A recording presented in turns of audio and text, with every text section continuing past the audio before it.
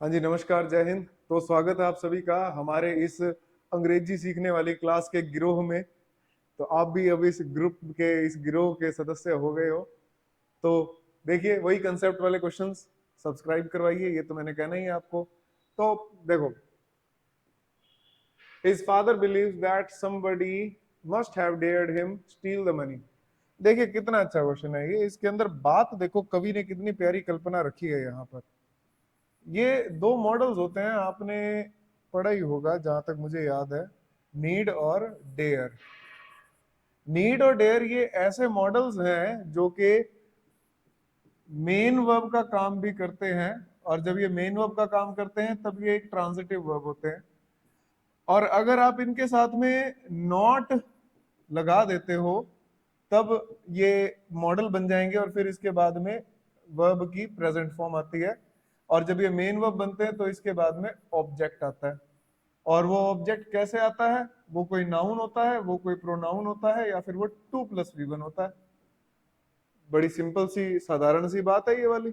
और मुझे लगता है कि इसमें तो कुछ खास आपको दिक्कत नहीं आई होगी कभी समझने में कि भाई नीड और डेयर, अगर नीड और डेयर मेन वर्ब बने तो इसके बाद में ऑब्जेक्ट आएगा। अगर नीड और डेयर के साथ में आपने नॉट लगाया या इनको आपने इंटेरोगेशन में यूज किया, इंटेरोगेशन का मतलब क्या हुआ? इस तरह से नीड या डेयर, फिर सब्जेक्ट, फिर मेन वर्ब, और फिर ऑब्जेक्ट, फिर क्वेश्चन मार्क। ऐसे भी यूज कर सकते हैं। इस केस के अंदर भी ये हेल्पिंग वर्ब है।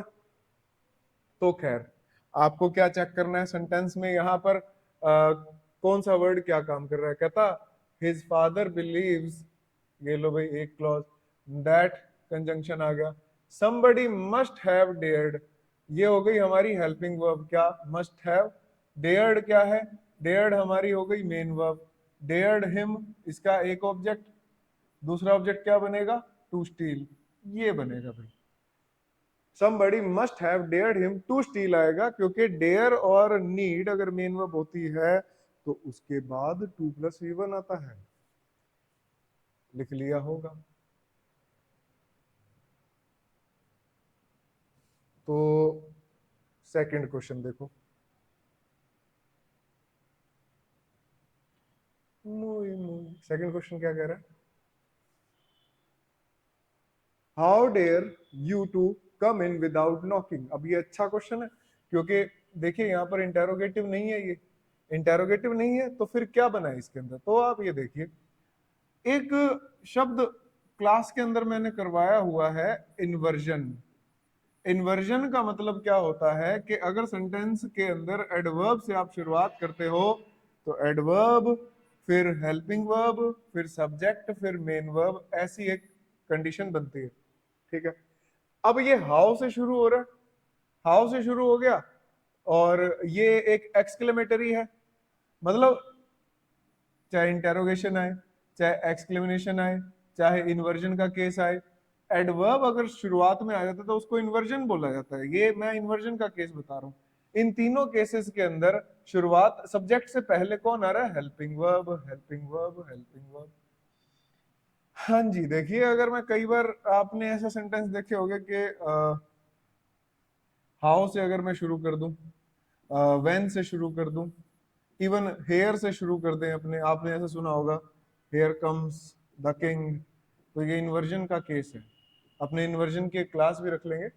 लेकिन इस सेंटेंस में क्या बन रहा है? How dare you to come in without knocking. How dare you to come in without knocking, ये बन गया। तो क्या हुआ इसके अंदर? डेयर यहां पर हेल्पिंग वर्ब है। समझ रहे हो ये चीज? इन्वर्जन वाला रूल लग गया। और डेयर क्या बना यहाँ? डेयर यहाँ पर हेल्पिंग वर्ब है। और अगर डेयर हेल्पिंग वर्ब है ना, तो इसके बाद में फिर मेन वर्ब की प्रेजेंट फॉर्म आएगी। ये टू टा कुछ नहीं आएगा इसके साथ में। टू को हटा दो, टू नहीं आएगा। लिख लो इसके अंदर, डेयर जो है वो हेल्पिंग वर्ब है, और क्योंकि डेयर एक हेल्पिंग वर्ब है तो इसके साथ में आपको मेन वर्ब में टू का यूज नहीं करना है। टू का यूज नहीं करना है। Next question.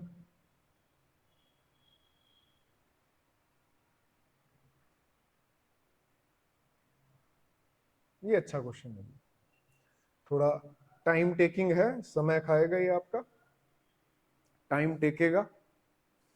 क्या कह रहा है? My friends have planned a 7 days coach tour.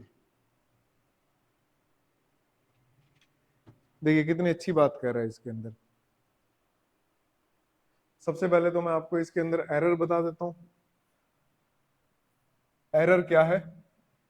ये जो लिखा है ना 7 days कोच टूर, इसके बारे में आपको बता दूं।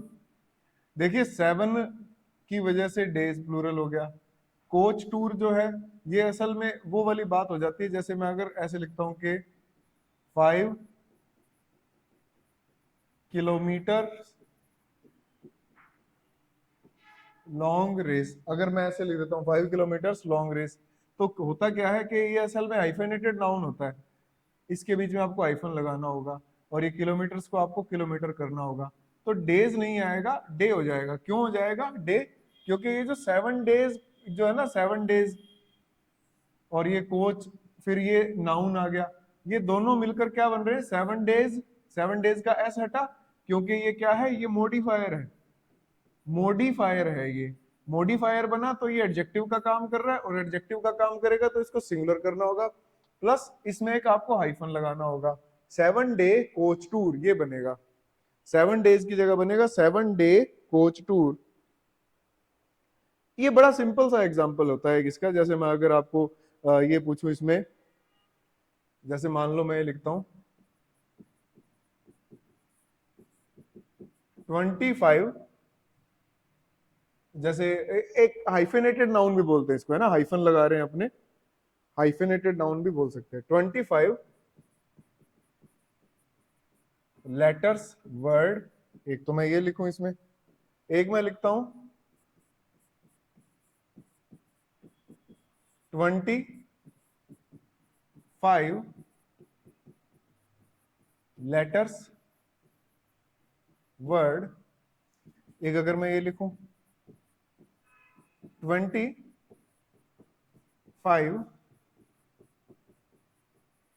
लेटर्स वर्ड, और एक और ये लिखते हैं अपने 25 लेटर्स वर्ड। तो सबसे पहले तो आप वीडियो को पॉज करें और आप ये अंदाजा लगाएं खुद कि इनमें से चारों में से कौन सा सही है। 25 लेटर्स वर्ड, अच्छा कौन से वाले में एस या एस हटेगा?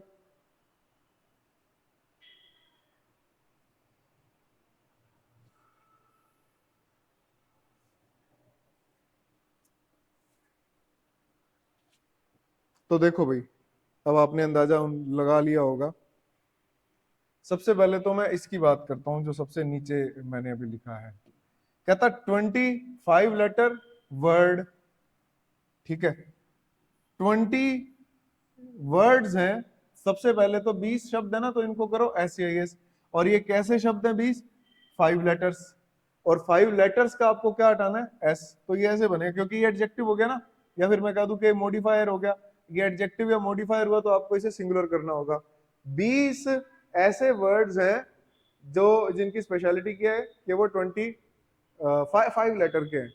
5 लेटर के वर्ड्स हैं कितने? 20, ठीक है। 5 लेटर के, मान लो मैं ऐसे लिख देता हूं, मान लीजिए मैंने वर्ड्स लिख दिया, कितने लेटर आए इसमें? 5। अब ऐसे ही 20 हो रहे, मतलब 19 हो रहे, तो कितने हो गए? 25 लेटर वर्ड्स। समझे ये चीज आप? मुझे लगता है समझ गए होगे। फिर अगर मैं ऊपर इससे ये देखूं 25 लेटर्स वर्ड, सबसे पहले तो इसके अंदर एस हटाओ, और ये क्योंकि वर्ड है तो इसके हिसाब से यहां पर आर्टिकल ए आएगा।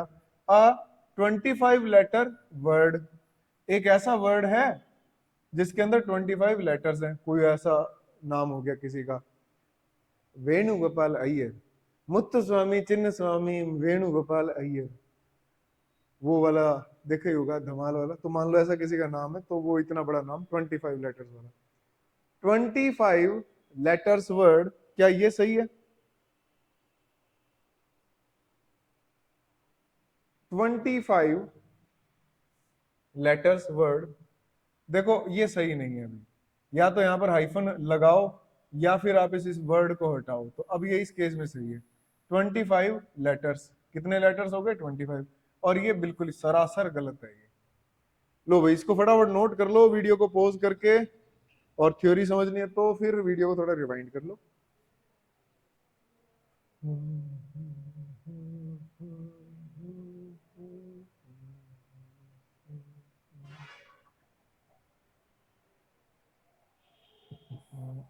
हाँ भाई, day after day the word is losing morality. अब ये प्रीपोजिशन का क्वेश्चन आ गया। देखिए एक शब्द होता है डे आफ्टर डे, एक शब्द होता है डे बाय डे, ठीक है, एक होता है डे बाय डे, एक होता है डे आफ्टर डे।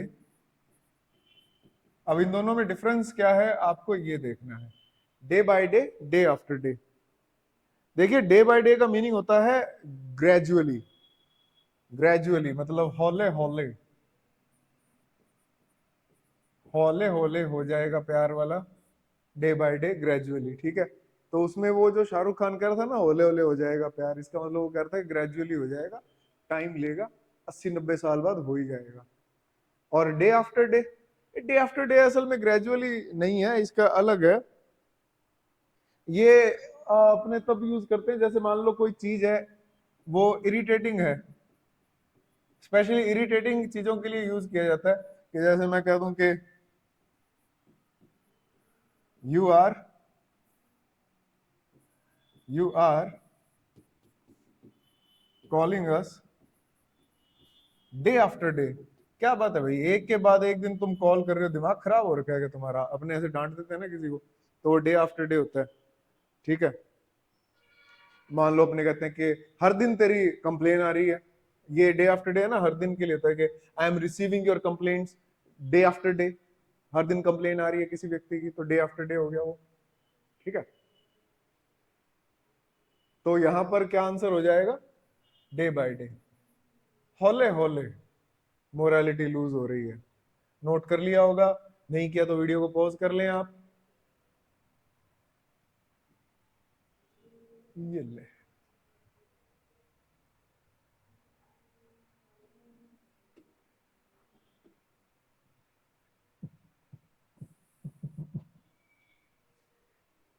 कहता I don't have enough time to deal all the questions.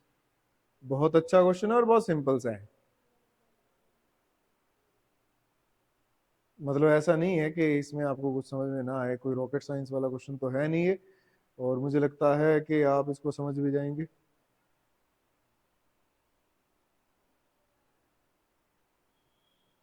I don't have enough time to deal all the questions, ये प्रीपोजिशन का ही क्वेश्चन है। देखो दो शब्द होते हैं, एक होता है डील इन, एक होता है डील विद। इन दोनों में है फर्क, डील इन और डील विद दोनों में फर्क है। और दोनों में क्या फर्क है वो अपने अभी देख लेते हैं। ये जो है ना शब्द यहां पर जो लिखा हुआ है डील इन, मैंने लिखा, डील इन का मतलब होता है बिजनेस, व्यवसाय। कोई कह दे कि ही डील्स इन कंप्यूटर्स, कि उसका कंप्यूटर का व्यवसाय है, तो डील इन का मतलब क्या हुआ? व्यवसाय को बोलते। जबकि डील विद का मतलब क्या होता है? To manage, to manage, manage करना भाई, ठीक है। तो इसमें क्या बनेगा? I don't have enough time to deal with, यहां पर विद आ जाएगा, deal with all the questions बन जाएगा ये, to deal with all the questions हो जाएगा। हाँ जी ठीक है, ये समझ गए होगे।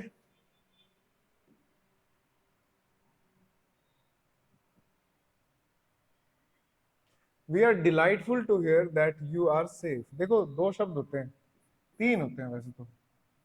एक होता है डिलाइटेड, एक होता है ओनली डिलाइट, एक होता है डिलाइटफुल।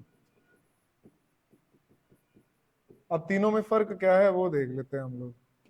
डिलाइटेड, डिलाइट और डिलाइटफुल, इन तीनों में क्या फर्क है? देखिए डिलाइट तो एक नाउन है और डिलाइटफुल एक एडजेक्टिव है। डिलाइटेड भी एडजेक्टिव है लेकिन ये वर्ब की थर्ड फॉर्म है, पास्ट पार्टिसिपल है। डिलाइट जो नाउन है इसका मतलब होता है जॉय, जॉय, प्रसन्नता, जॉय, ठीक है। डिलाइटफुल का मतलब होता है कोई चीज जो प्लीजेंट हो, मनमोहक हो, और डिलाइटेड का मतलब होता है pleased.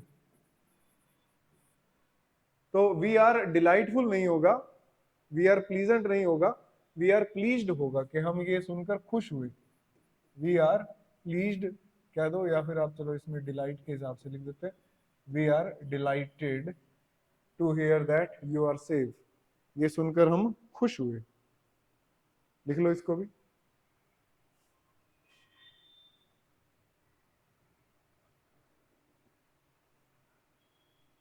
The demand of butter has increased because of some food bloggers, food bloggers apostrophe s आएगा यहाँ पर, कुछ फूड ब्लॉगर्स थे, उनकी गिमिक जो जोकर गिरी से भरी हुई वीडियोस जो थी, तो भैया आपने क्या डाला है इसमें, ये अमूल बटर, अच्छा अमूल बटर डल गया, ये ठीक है। अच्छा भैया ये क्या है, ये प्याज है। अच्छा प्याज है, ठीक है भैया ये क्या है, गरम मसाला। तो वो फूड ब्लॉगर्स की जो गिमिक सी जो वीडियोस थी उनकी वजह से आजकल बटर की डिमांड जो है वो बढ़ गई है। लेकिन आप एक शब्द देखिए यहाँ पर इसने लिखा है डिमांड फॉर। दो चीजें होती है, एक तो शब्द होता है डिमांड फॉर, एक होता है डिमांड ऑफ, डिमांड ऑफ। दोनों में बहुत फर्क है। क्यों, क्या फर्क है? जैसे अगर मैं डिमांड फॉर लिखूं तो ऐसे लिखा जाएगा, we cannot fulfil your demand for money, या मैं कह दूं मोर मनी, कि जो ज्यादा पैसों की तुम्हारी जो डिमांड है वो हम फुलफिल नहीं कर पाएंगे भैया। और डिमांड ऑफ जो होता है, ऑफ किसके लिए आता है? उसके लिए आप ऐसे लिखो, इसके लिए ना पर्सन आता है। जैसे मैं कह दूं कि you should not yield to the demands of the blackmailers।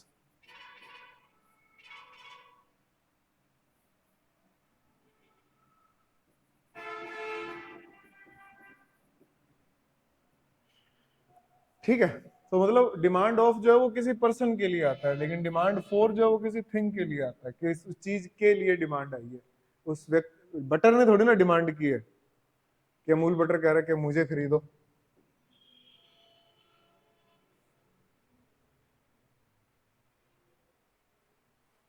He asked his friends to help him but they denied। अच्छा क्वेश्चन है, बहुत अच्छा क्वेश्चन है ये डिनाइड वाला।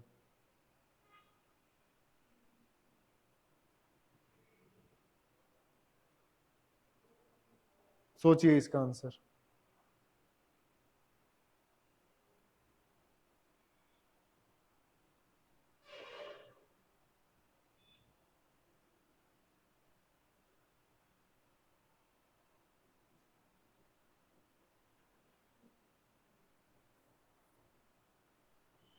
देखिए मैं आपको बताता हूं, ये जो डिनाई जो होता है ना, डिनाई, ये एक ऐसा वर्ब है, डिनाई, ये तब यूज किया जाता है जब कोई एक्शन कंप्लीट हो जाए और फिर उसके लिए मना कर रहे हो। ठीक है, कोई भी कंप्लीटेड एक्शन के लिए मना करना, मतलब नॉट टू एडमिट, कि आपने कोई काम कर दिया और उसके बाद आप मान नहीं रहे कि मैंने किया ये। जबकि एक रिफ्यूज होता है वर्ड, रिफ्यूज का मतलब होता है नॉट टू एक्सेप्ट। जैसे आपको कोई रिश्वत देगा तो आपने वो रिश्वत एक्सेप्ट नहीं की, आपने उसको रिफ्यूज कर दिया कि मैं नहीं लेता, ऐसे नहीं। और डिनाई का मतलब आप पर आरोप लग गया कि आपने रिश्वत ली है और आप तब उसको डिनाई करोगे, नहीं मैंने रिश्वत नहीं ली। ठीक है, समझ रहे हो ना ये चीज, समझ रहे हो? डिनाई का मतलब कोई काम हो जाए उसके बाद आप उसको मना कर रहे हो तो वो डिनाई हो गया। रिफ्यूज का मतलब कि आप उस काम को करने से मना कर रहे हो कि मैं नहीं करूंगा। He asked his friends to help him but they denied। तो सबसे पहले तो आप इसको डिनाई को क्या करो, रिफ्यूज्ड, कि उन्होंने रिफ्यूज कर दिया, अब वो मदद नहीं कर रहे हैं भाई। हेल्प मांगी है ना उसने कि मदद कर दो, मदद करने से उन्होंने मना कर दिया। ठीक है, याद रख लो, ऐसे याद रख लो। डिनाई डूइंग समथिंग और रिफ्यूज टू डू समथिंग, ये दो चीजें हैं। डिनाई डूइंग समथिंग, ये है।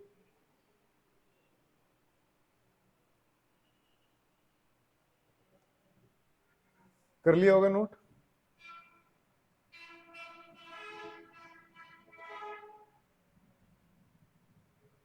She asked everyone if anyone had seen a little boy, but everyone denied। ये भी अच्छा क्वेश्चन है।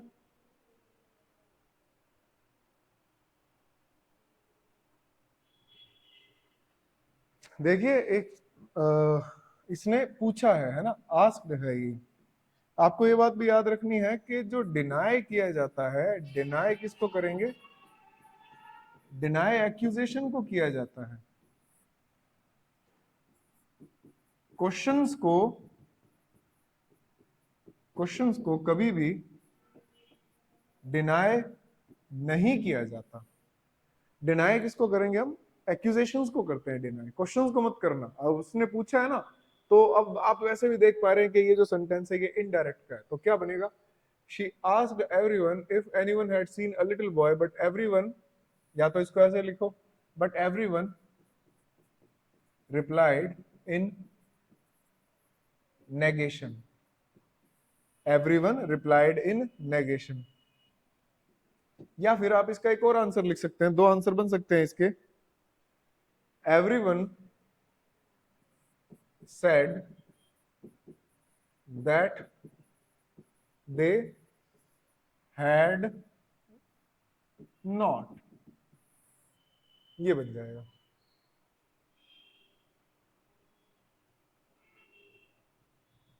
इसे नोट कर लीजिए। Next question.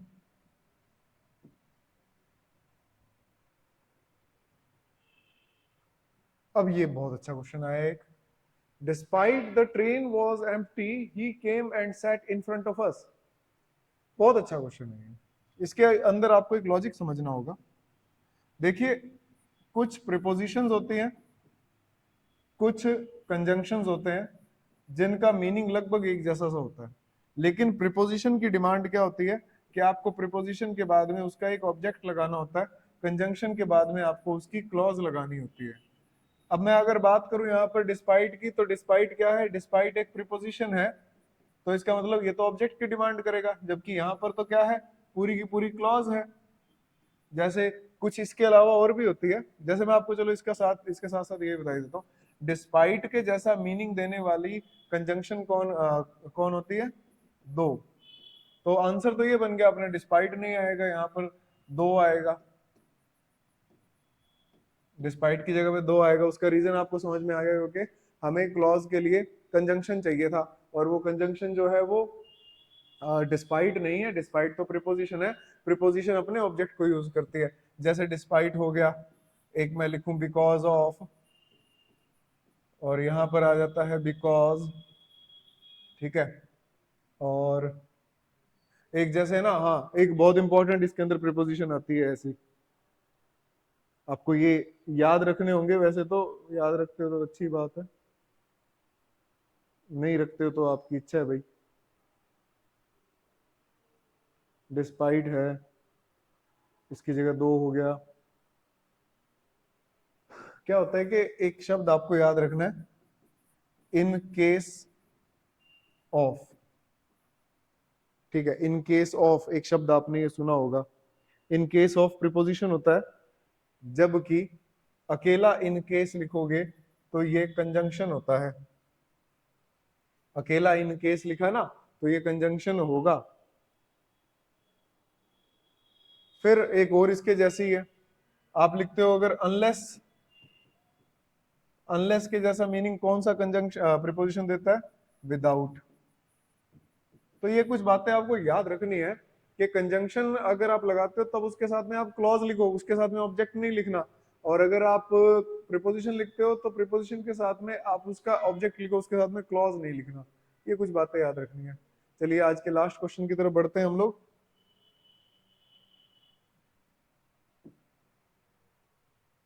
ओहो, the HOD accused him of cheating but he denied। देखिए डिनाई जो वर्ब है ना, डिनाई किसको डिनाई किया? डिनाई अपने ऑब्जेक्ट के बिना भी तो नहीं आएगा। आज थोड़ा सा मैंने डिनाई पर बात ज्यादा किया। किसको डिनाई किया उसने? चीटिंग को। तो चीटिंग का आपको ऑब्जेक्ट लिखना पड़ेगा, मतलब उसका प्रोनाउन बना के लिखो, but he denied it. He denied it, आपको इट लगाना होगा इसके अंदर, ठीक है। तो देखिए आज के अपने 11 क्वेश्चन हुए, बढ़िया क्वेश्चन थे, शानदार क्वेश्चन थे। मुझे लगता है आपको थोड़ा बहुत इसके अंदर कुछ समझ आया भी होगा, थोड़े बहुत डाउट्स भी आए होंगे। जो आपको डाउट्स आए तो वो आप कमेंट बॉक्स में कमेंट करके पूछ सकते हैं, अदरवाइज आप जो दिया गया नंबर है उस नंबर पर आप कॉल करके या व्हाट्सएप से भी आप पूछ सकते हैं। सिर्फ इसी से रिलेटेड नहीं, आपको अगर किसी टॉपिक से रिलेटेड कोई डाउट आता है तो आप वो भी पूछ सकते हैं, ठीक है। और नया बैच शुरू हो चुका है ऑफलाइन, अगर आप ऑफलाइन बैच ज्वाइन करने में इंटरेस्टेड हैं तो आप कांटेक्ट कीजिए और अपना रजिस्ट्रेशन करवाइए। नेक्स्ट वीडियो में मिलते हैं। जय हिंद, जय भारत, वंदे मातरम। खुश रहिए दोस्तों।